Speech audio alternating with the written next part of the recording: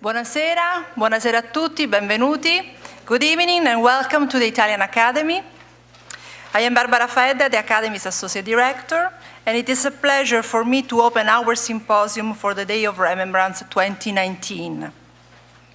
12 years ago, we established an annual initiative to give an opportunity for all of us to learn more about issues linked to anti-Semitism, racism, and diversity. As some of you already know, this event is part of a rich program coordinated by the Italian Consulate in New York City that has become important for the city of New York. Through this annual symposium, the Academy wants to explore a variety of topics and issues related to the Holocaust. In previous years, we heard experts talking about the ghetto in Rome, about victims from the minority groups known as Roma and Sinti, about homosexuals, about people with disabilities, about women, about children, about concentration camps, and about Jewish looted art, just to mention a few topics. This year, we will focus on a very timely issue: anti-Semitism, hate speech, and social media. To approach this complex matter, we invited two distinguished scholars in the fields of communication and of law. Their expertise will guide us tonight through the main points of this powerful and dangerous phenomenon. You can read the details about the speakers on the back of your program, but let me say a few words to introduce them. Suzanne Mcgregor is Assistant Director of the Taut Center for Digital Journalism and Assistant Professor at Columbia Journalism School. Mcgregor's main areas of research interests are information security, privacy, knowledge management, and alternative forms of digital distribution. She was the senior programmer on the new graphics team at the Wall Street Journal Online for 4 years before joining Columbia Journalism School in 2011. Mcgregor was named a 2010 Gerald Loeb Award winner for her work on the Wall Street Journal's What They Know series. In 2012, she received a Magic Grant from the Brown Institute for Media Innovation for a work on Dispatch, a mobile app for secure source communication. In fall of 2013, she also received a Computational Journalism Focused Research Award from Google to develop InfoScribe, a crowdsourced transcription platform for investigative journalism documents. Mcgregor is also a current recipient of a collaborative National Science Foundation grant to develop secure, usable communication tools for journalists and other communities.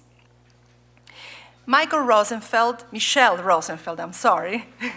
is the University Professor of Law and Comparative Democracy, Justice Sidney Robbins Professor of Human Rights, and Director of the Program on Global and Comparative Constitutional Theory at the Benjamin Cardozo School of Law.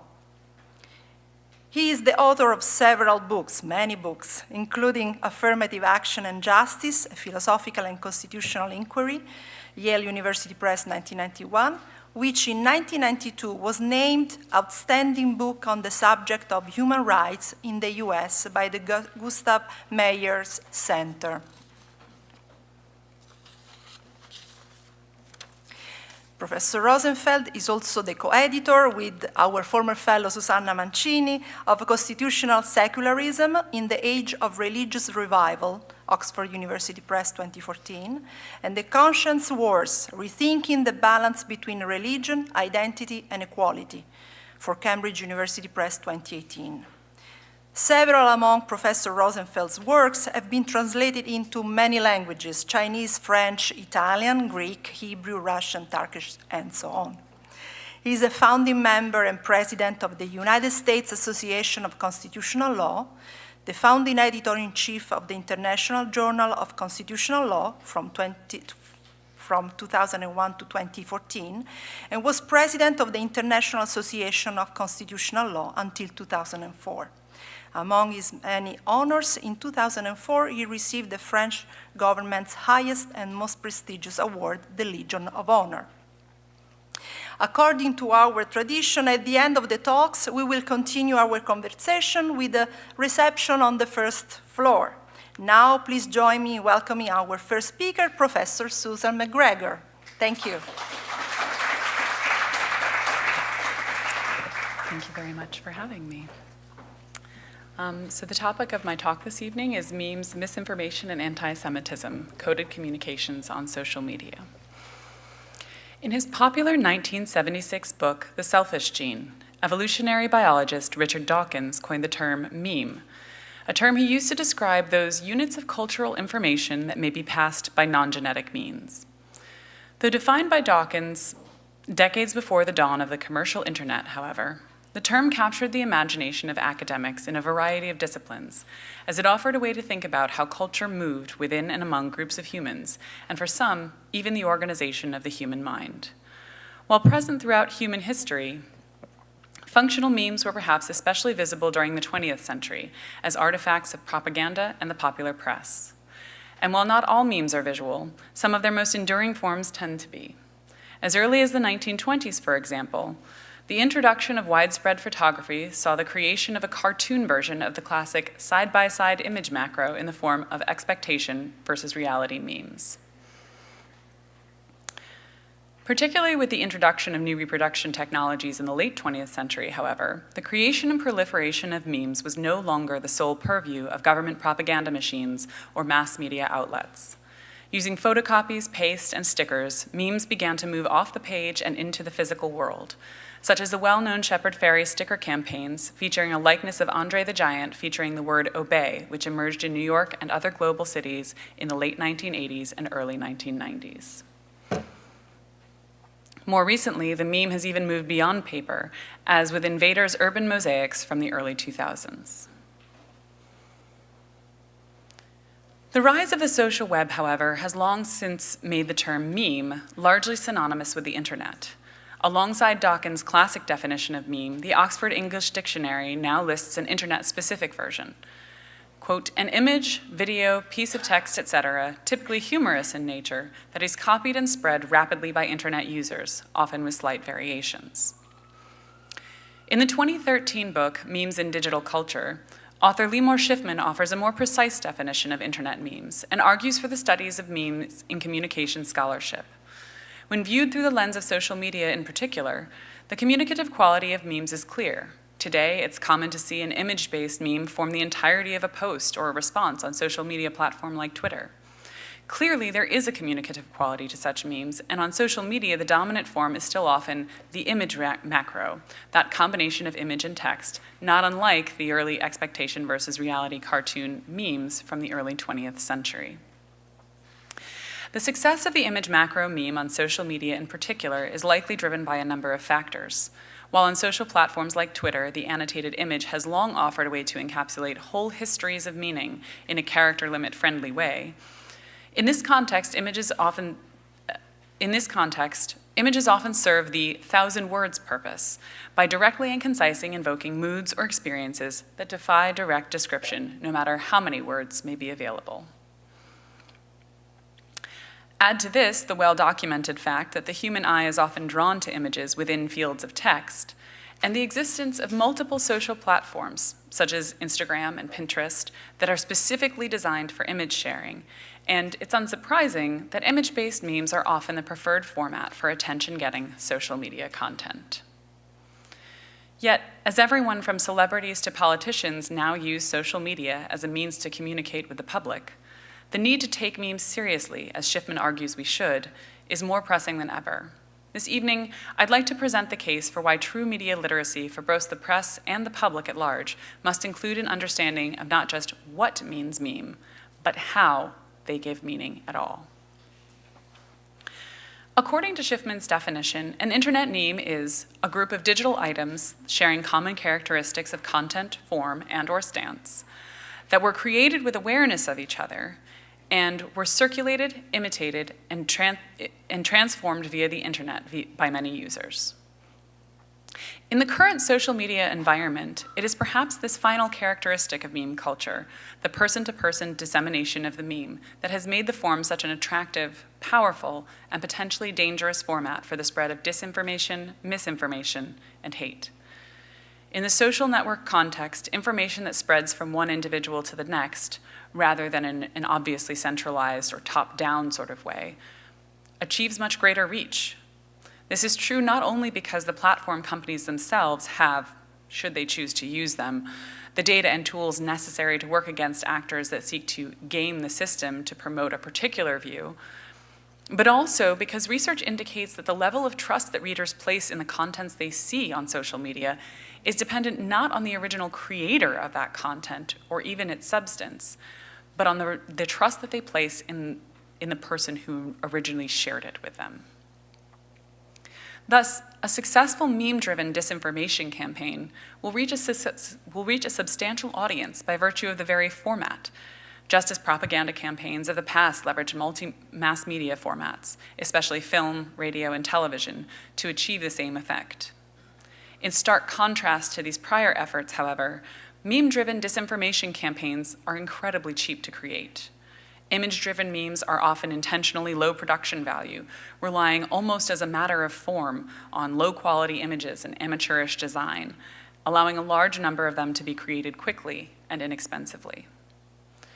This combination of low production cost and high potential payoff, even if success is rarely achieved, makes meme creation an efficient mechanism for those wishing to spread both disinformation and generally hateful content.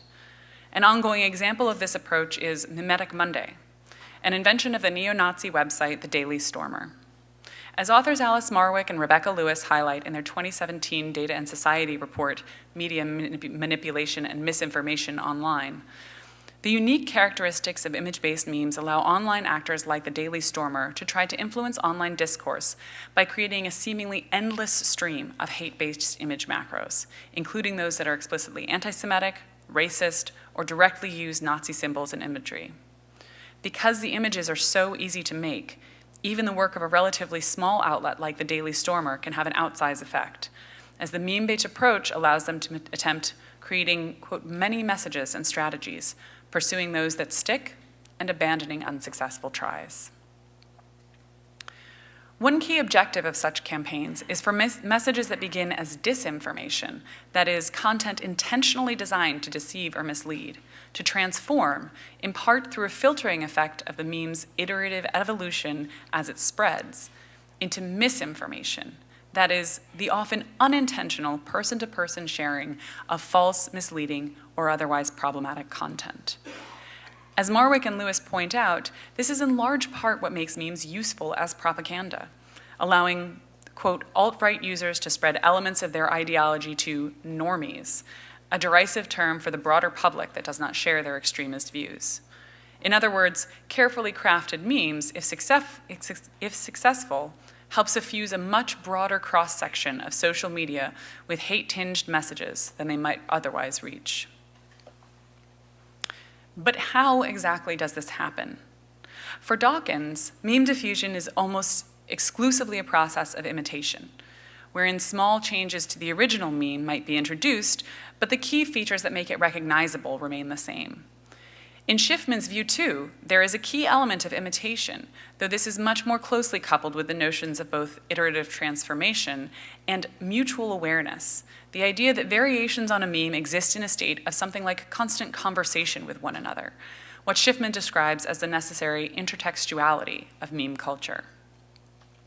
Yet there is a temporal, or perhaps more accurately, an atemporal reality to both the spread and interpretation of internet memes that neither Dawkins nor Schiffman's definitions can fully encompass.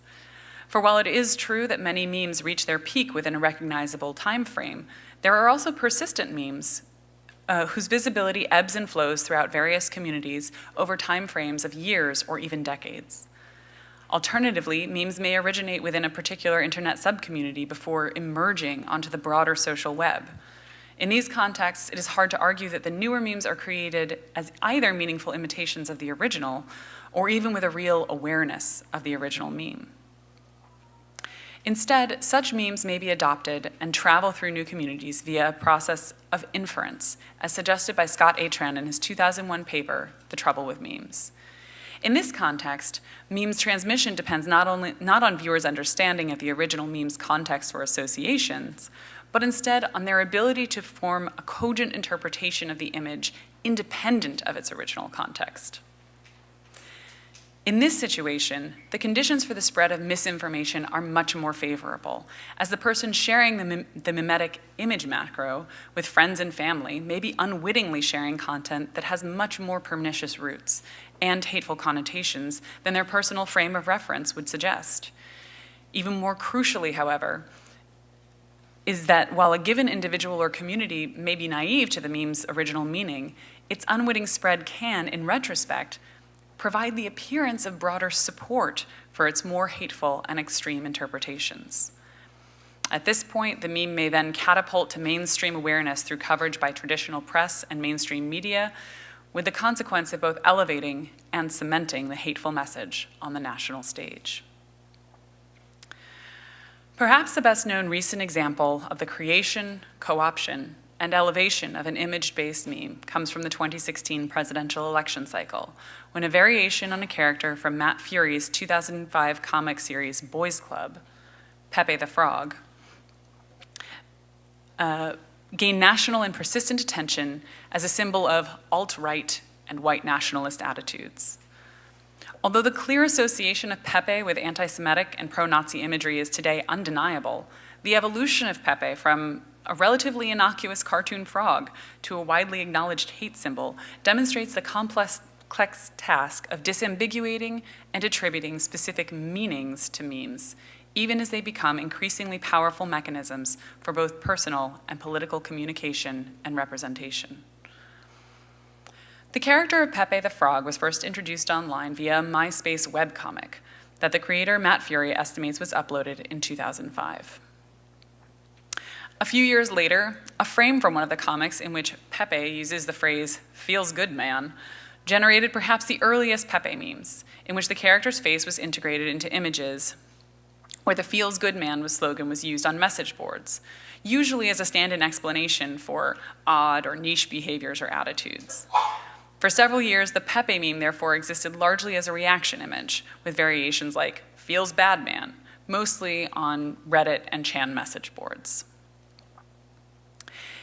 In 2014, however, Pepe memes saw an explosion of both recognition and activity, as Tumblrs, Facebook pages, Instagram accounts for the character were created, with variations being posted by celebrities like Katy Perry and Nicki Minaj. 2014 also saw the vastly increased usage of a variation known as Smug Pepe, whose condescending and even abusive stance towards other characters contrasted with other versions of the character so greatly that even members of the original message board communities saw Smug Pepe as a different character entirely. Then, in 2015, during the early months of the US presidential campaign, Smug Pepe became the first of these characters to gain widespread attention. As in that year, Donald Trump Pepes were circulated, in one instance looking through a border wall at Mexican immigrants, while then-candidate Trump personally retweeted an image of himself as a smug Pepe behind a presidential podium. By early 2016, Pepe had allegedly become the subject of a concerted effort to reclaim Pepe from the normies through the creation of aggressively anti-Semitic versions of the character. This new connotation of the meme quickly gained traction, both through media coverage and through the use of Pepe memes to harass Jewish journalists. By shortly before the 2016 election, Pepe's use in an image shared by Donald Trump Jr. had caused considerable controversy amid widespread mainstream coverage of the character as a specifically white nationalist symbol. Despite a variety of efforts on the part of both the Anti-Defamation League and the character's original creator, Matt Fury, to separate Pepe's identity from the alt-right, the association persisted and was used throughout the French election in 2017 and into today. In many ways, Pepe's murky trajectory from internet subculture icon to mainstream meme to alt-right avatar exemplifies the complexity of assessing speech in the social media sphere. When Donald Trump Jr. tweeted an image of the deplorables featuring a Pepe character several months after his purported conversion to an anti-Semitic trope, is he simply a vector for misinformation, unaware of the character's associations? Or is the image meant as a dog whistle to anti-Semitic supporters? Similarly, when Ron Paul tweets an openly anti-Semitic update of a fundamentally anti-Semitic trope and places the blame on a staffer, how are we to assess the real message being sent?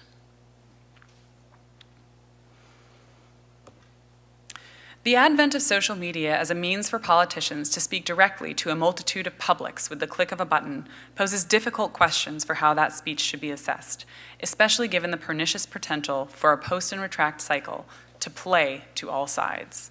On one hand, knowledge and use of the anti-Semitic meme is seen by its proponents as an inherent validation of both their views and their efforts to make those views more visible in the mainstream. For others, meanwhile, the convenient, even if true, scapegoat of an unnamed intern or staffer being responsible for the offensive content does little more than taint the politician as being unsavvy or out of it. The result is a dangerous potential for cynical politicians and public figures to tweet out of both sides of their mouths.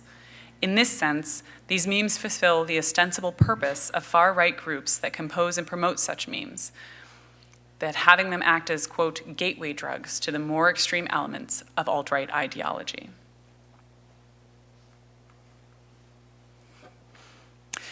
For this reason, there is an urgent need to develop cogent, proactive responses to the kind of anti-Semitic and racist content that emerges online, especially in the more difficult to parse format of image-based memes. While there are obviously no definitive methods for effectively identifying and responding to this material, the examples I've presented tonight do suggest some steps that may be useful for minimizing both the reach and the influence of these memes on social media. First, as a journalist, I believe there is an essential role for the press to play in carefully weighing the potential amplifying effect that certain types of media coverage can have on otherwise fringe ideas. As data scientist and social media researcher Gilad Lotan pointed out after the 2016 presidential election, the mainstream media picking up on what were otherwise simply online phenomena, memes like Hillary's health or Pepe the Frog, has both an amplifying and a compounding effect on misinformation and disinformation alike. Was Pepe the Frog truly a white nationalist symbol by early 2016? Certainly, he was the protagonist of many anti-Semitic and pro-Nazi images, but the vast majority of these were almost certainly created and curated by a handful of individuals. Nonetheless, media coverage of Pepe's transformation brought those ideas to the fore of a national discussion, giving credence and legitimacy both to the ideas themselves and to the individuals who put them forward. Whether Pepe started 2016 as a white nationalist symbol, he certainly ended it as one, giving those wishing to co-opt other events, ideas, and discussions with those ideas the power and platform to do so with as little as a single image. Because of this, journalists and journalistic outlets in particular have a responsibility to not just thoroughly research the context of memes, but to be especially skeptical of those claiming authoritative knowledge of a given meme or meme culture. From a practical perspective, the message boards from which many memes emerge are both ephemeral and intentionally designed to obfuscate the identities of posters, meaning there's no real mechanism for determining whether any particular thread is populated by more than a few unique individuals. Journalists would therefore do well to follow the same type of verification efforts with memes as is now considered best practice with other types of user-generated content. Seek out the original poster or the creator of the image, use reverse image search tools to determine the provenance of the image, and most importantly, always be wary of the sensationalized claims that are likely designed with the explicit intent of co-opting your attention, your coverage, and your credibility. At the same time, both journalists and the general public would do well to demand more of politicians who choose to use social media as a means to communicate with the public, and should be wary of dismissing as simple gaffes any message with anti-Semitic or hateful overtones. As work by the Columbia University's own Knight First Amendment Institute has made clear, politicians who use social media to communicate with the public can and should be held fully responsible for their use of those platforms, and we should not accept convenient disavowals for social media speech with the excuse that our elected officials simply do not know better. If they wish to wield the power of social media and mimetic speech, then they must be responsible for the way they use it as well. To dismiss a particular post online as simply the work of a staffer or an intern and then quickly delete the evidence not only calls into question the very credibility of their other statements, but it evidences a dangerous proclivity for rewriting history. I would suggest that rather than allowing ourselves to accept as representative only the statements that politicians themselves prefer, we demand that they account thoroughly and publicly for the mechanism by which blatantly anti-Semitic content finds its way into their feeds. Just as we should not mistake a handful of people online for multitudes, we should not allow one person to claim many voices for the sake of political expedience. While in many ways, the image I have drawn of social media landscape this evening may itself seem bleak, I do wish to close by highlighting that just as memes can spread messages that are divisive and hateful, they can also spread messages of support and solidarity. As some of you may know, in early 2016, a set of journalists was targeted with anti-Semitic posts and emails that placed their names inside a set of triple parentheses, a practice soon identified as a textual representation of the echo applied to Jewish names within an alt-right podcast. Although intended to intimidate, however, the meme was instead itself quickly co-opted by Twitter users who added the parentheses to their own names in a show of solidarity with those who had been targeted. With that, the parentheses quickly lost their power to intimidate and instead became a symbol of support for all those who had been attacked. And while not every anti-Semitic meme can be similarly dismantled, it is a cogent reminder that, like all messages of hate, their power persists only to the extent that the rest of us let them go unanswered.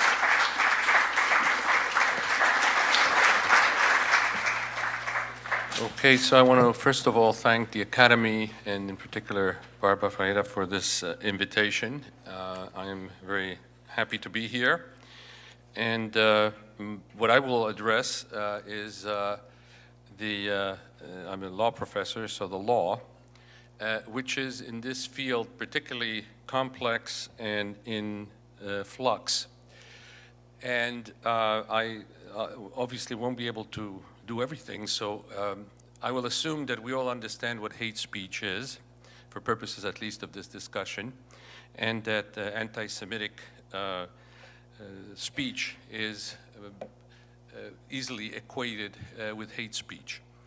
So one of the difficulties in dealing with the new social media and the new situation is that we face different regimes of how to deal with hate speech. And here there's another complexity which I want to get out of the way, but I would like everybody to be aware of, and that is that constitutional norms about hate speech have to do with government censorship or government promotion of free speech.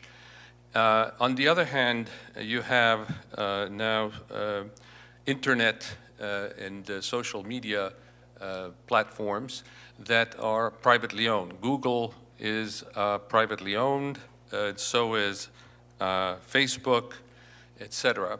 So they have policies, and on the face of the policies, all of them do not tolerate, in theory, hate speech. But that is not censorship, because it's a private company that decides what it wants on or not on. There are, of course, discussions as to whether there should be more regulation. We all know of other issues, such as what happened during the 2016 election, which was disinformation, and all these things crisscross. So I'm only going to focus on a slice of this. Now, in talking about hate, first of all, hate speech itself, even we assume we know what it is sometimes very difficult to notice, and I think the presentation by Suzanne Mcgregor made that very clear. I see these pictures, and if I didn't have the idea of Pepe the meme, what it has come to represent, I would have no idea that it has any tie to anti-Semitism. So there is a distinction I want to draw between hate speech in form and hate speech in substance that may not at all at first appear as hate speech. One very clear example of hate speech, in what I call hate speech in form that everybody would recognize, was a situation on the campus of Stanford University in the late 1980s, where some white racists put a monkey picture on top of the dorm room of every African-American student in their dorm. The message is immediate. There's no need to discuss that. It's a form of hate speech, which, by the way, the university wanted to prohibit, but federal court said it is permissible hate speech. Now, hate speech in substance is to say, I've just conducted a study that shows X, Y, or Z, which happens to shed very negative light on a particular group and happens to mesh perfectly with prejudices. So there have been many studies, and even the Holocaust denial to some extent can fit in that framework if we're not accustomed to what it means. By now we are accustomed to what it means. But at first, Holocaust denial, these people said, I'm a historian. I do historical research. My conclusions are different than your conclusions. So in the name of academic freedom, this is not form of hate speech or anti-Semitism. I'm just doing my historical work. And to some extent, within certain limits, that has to be allowed. And as a matter of fact, there have been revisions, for instance, downward, although morally or politically they mean nothing, not exactly the number of children that were initially thought were murdered at Auschwitz, few or less, which still a huge number of them, and it's just as repulsive. So when you have this problem, it's sometimes difficult to distinguish and to regulate, because from a constitutional point of view, you always have to fear censorship. So anti-Semitism expressed virulently is hate speech, but certain anti-Semitic positions can be stated in ways that are not in and of themselves hate speech. So that's the first problem. The second problem is that we have different regimes of regulation.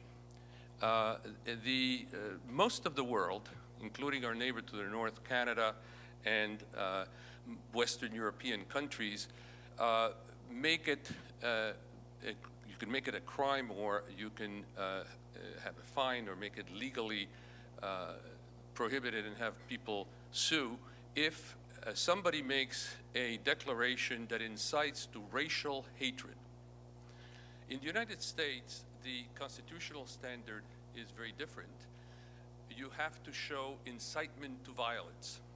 And these are two regimes that are different. And as long as we lived in the 1960s and 70s, et cetera, it didn't make a difference. If you're in Germany, you denied the Holocaust. That was criminally punishable. You did the same thing in the United States. You were within your free speech rights. But then we had the Yahoo Case. Arrives the internet, we have the Yahoo Case. So what does the Yahoo Case do? Yahoo, in the early 2000s, had an auction of Nazi paraphernalia, which is perfectly legal in the United States, but it's illegal in France. And because Yahoo got to France, there was a lawsuit in France, and the judge in France said this violates French law and imposed a fine on Yahoo. So the lawyers who had won the lawsuit came to the United States, went to California, and wanted to enforce their judgment. Now, in an ordinary case, France and the United States respect each other's judgments. So if I had a contract case in France and the person that I sued had a bank account in California, I go to a California judge, and he or she will say yes and give me an order so I can collect my judgment. But the judge in California in the Yahoo case said, sorry, that's free speech protected in the United States. You cannot collect your fine in the United States. So we already have a conflict at that level. That's the first problem, that today we don't have, to this day, we don't have a uniform standard. So that, of course, affects internet, social media, etc. Second of all, there's a lot of talk. Let's focus for a minute on anti-Semitism. There's a lot of talk on what is anti-Semitism in the old and the new anti-Semitism. So many people have pointed out, you can divide anti-Semitism into three parts. The old religious anti-Semitism, which was brought to the world basically by the Catholic Church, and which is a matter of the true religion versus the not true religion, the people resisting the true religion, which, by the way, a Jew could, at least in theory, overcome by converting. Then the second type of anti-Semitism is obviously the racial anti-Semitism that had such horrible impact throughout the 20th century. And that kind of anti-Semitism, of course, the Jew could not escape. And then comes the third anti-Semitism, which is equating Zionism with the Jew and the Zionists are two, one and the same, and one opposes Zionism as a way to be an anti-Semite. Now that one is problematic, and it is problematic that some people equate the two and slip easily from one to the other, both as anti-Semites, and others slip from one another by trying to defend sometimes policies that are fairly subject to division of opinion. So if somebody does not like a policy of Israel, and even disputes within Israel about a policy, one is not automatically an anti-Zionist and anti-Semite. So it becomes more difficult in that context to decide what is and what is not hate speech. Okay, with this in the background, let me now turn to, and I think the best way I can illustrate the difference between the old and the new in terms of social media and the internet is to talk about the jurisprudence of the pre-internet era and then talk about what's happening today. In the there are two cases that decided by the US Supreme Court that I want to mention in the pre-internet era. One of them is a case of Brandenburg versus Ohio, which set the standard whereby hate speech in the United States that can be punished must incite to violence. So this had to do with a Ku Klux Klan rally where one of the spokespeople, they were all in their hooded place somewhere in Ohio, 20 or 30 of them. There was no audience, but the press was, journalists from television were there, and one of them gave an interview. And basically, besides all the insults, mainly against African Americans, but some against Jews, he said the following: we want our politicians to know this, and all the African Americans should be, he used very different words, should be sent back to Africa, and all Jews sent back to Israel. We will be patient, but at some point, if the government doesn't listen to it, we'll take it in our hand.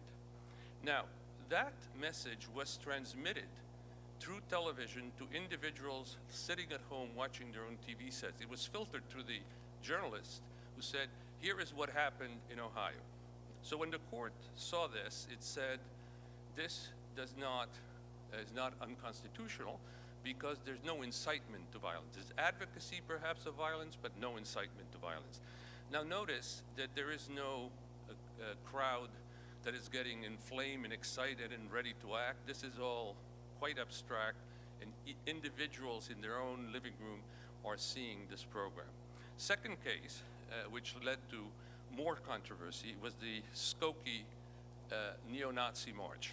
So the neo-Nazis in stormtroop uniform with swastikas, and some of them had signs, Hitler's job must be finished, very offensive, tried to march in Skokie, Illinois, which is a suburb of Chicago, where there was a very significant Jewish population, and at the time, many Holocaust survivors. A lot of efforts were made by the local government and by the Jewish community not to have the march, and there was a great deal of division. It's a time at which Jews were divided on one side and the other in the ACLU. One man known, who's quite well known, Aryeh Neier, defended the neo-Nazis on First Amendment grounds. He was attacked, et cetera, et cetera. There was a huge outcry, but at the end, the Supreme Court said they have a First Amendment right to speak and to march because, again, they're not inciting to violence, they're just advocating violence. At the end, by the way, they didn't march in Skokie, there was a very small march in Grant Park. Anybody who knows Chicago, it's like the Central Park of Chicago, maybe 20 spectators and a few journalists. And one of the important reaction after the event to this march was that everybody in the United States was congratulating themselves. It's much better off to let them speak. There is absolutely no effect on the larger society. It showed how ridiculous and out of touch they are with everything. And we are, in this sense, very proud. Whereas in Germany, you have to criminalize Holocaust denial because otherwise there is going to be a resurgent anti-Semitic wave. Here in the United States, we're safe, and therefore it shows how tolerant we are and how, in the end, good triumphed over evil. Okay, now move forward to what's going on now.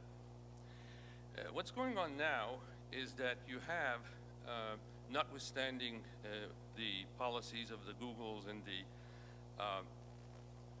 Facebooks, a lot of anti-Semitic propaganda and discourse going through the social media and the internet. It is done in ways, and in this sense the two talks correspond, often that escape the immediate notice.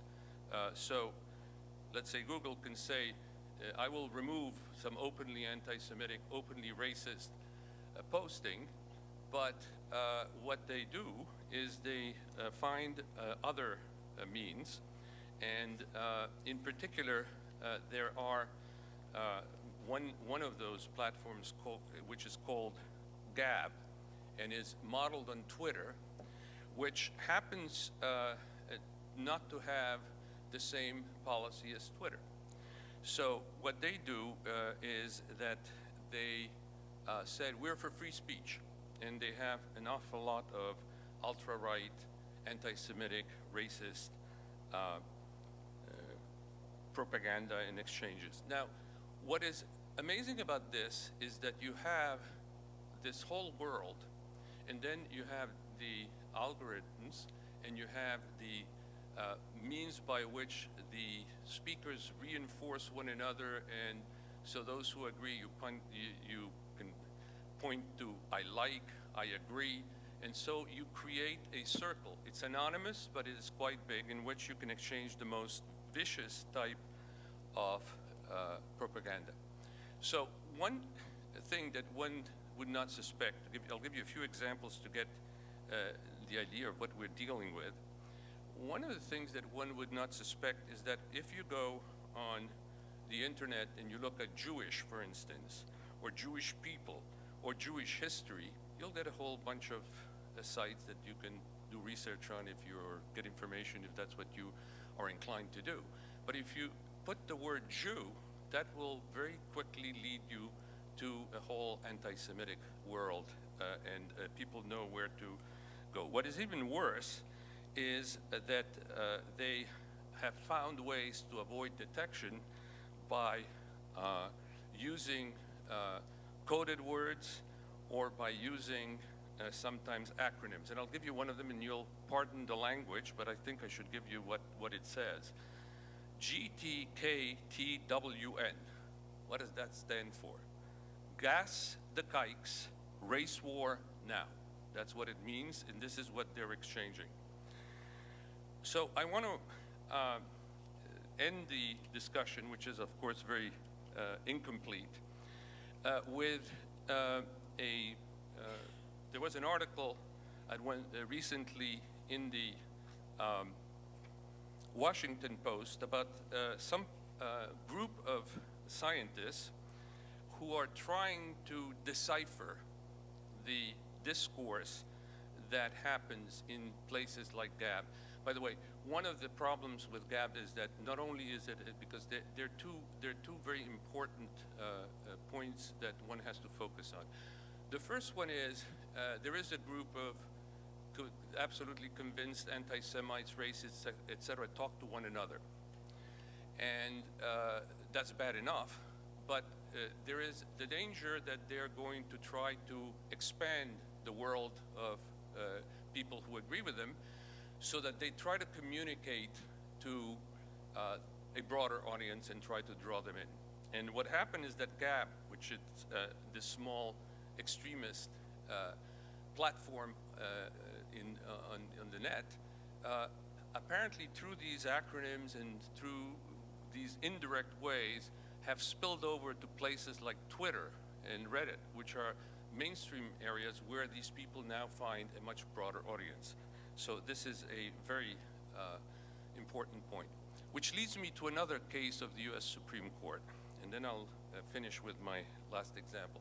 This other case of the Supreme Court is called Virginia versus Black, where for the first time the Supreme Court seemed to have an opening to become closer to the European, Canadian view than the American.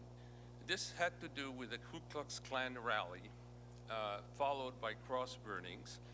And Virginia had a law that, because of the history of the Ku Klux Klan, the mere holding this ceremony and the burning of the cross amounted to intimidation.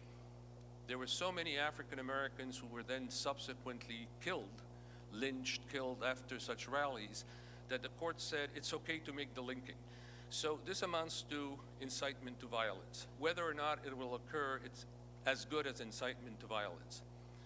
The Supreme Court, however, while accepting this, said that the actual Virginia law was unconstitutional because they didn't distinguish between two situations. One is the Ku Klux Klan people, 20, 30 of them, are egging one another on and trying to convince themselves how wonderful their ideology is. They burn a cross, they dance around, whatever they do.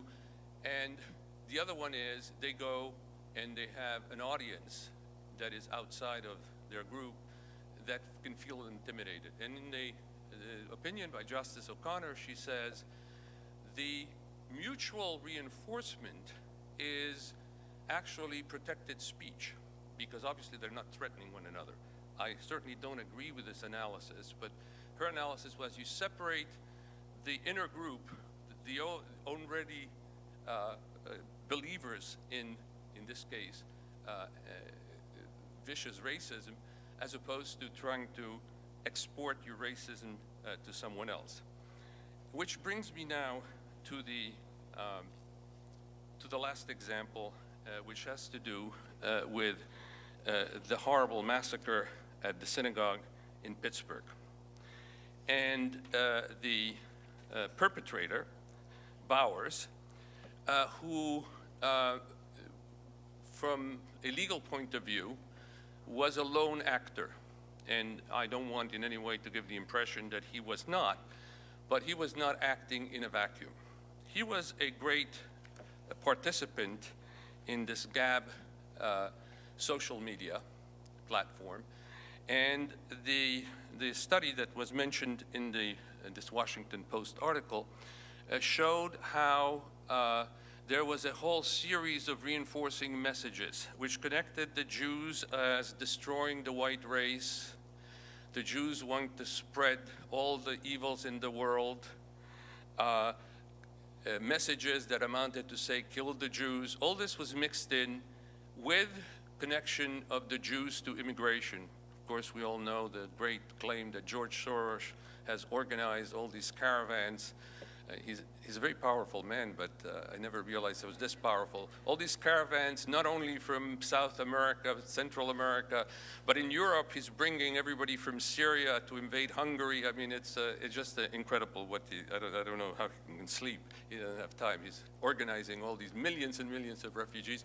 And the last connection was to this Jewish immigration group that specifically set him off, apparently. And set him off because this is a group, as you may remember, they were interviewed right after the massacre, and they said that they started by trying to help Jews immigrate into the United States to escape horrible pogroms before World War II, and they ended up broadening this to all people in need of asylum somewhere. So this was the last straw for this Mr. Bowers. So the argument made by these people who have basically deciphered and looked at the atmosphere, so you have this world in which this guy has inhabited, he participates, he likes, people say he likes his post, he likes the other post, is in fact all this amorphous, anonymous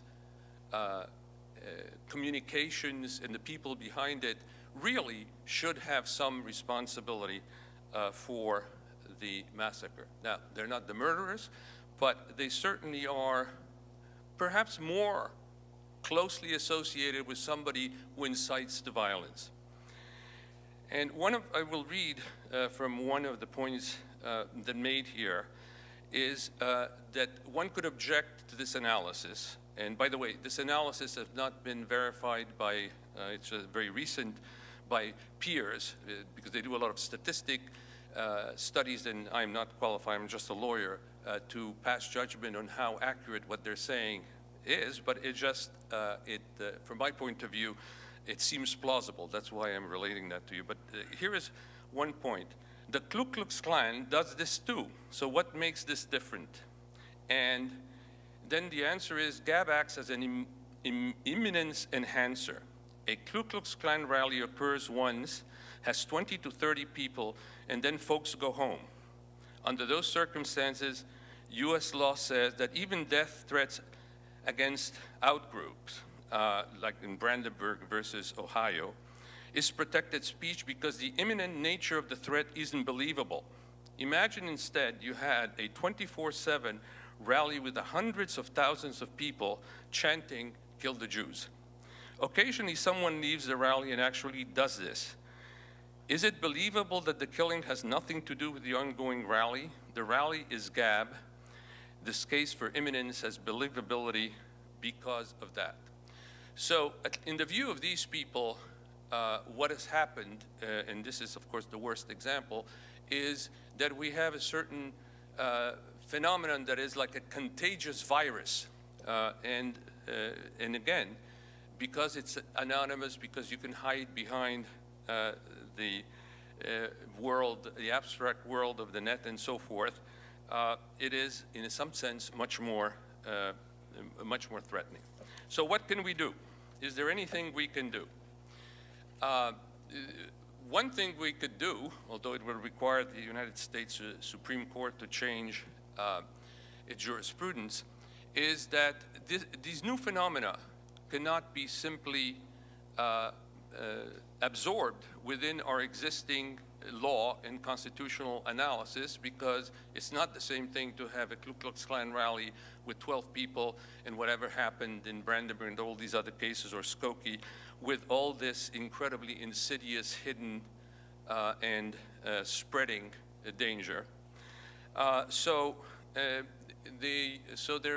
One thing that could be done is that the United States could come closer to the European standard. Now, this is on the purely legal side. Now, social media could be regulated, and social media are not the government.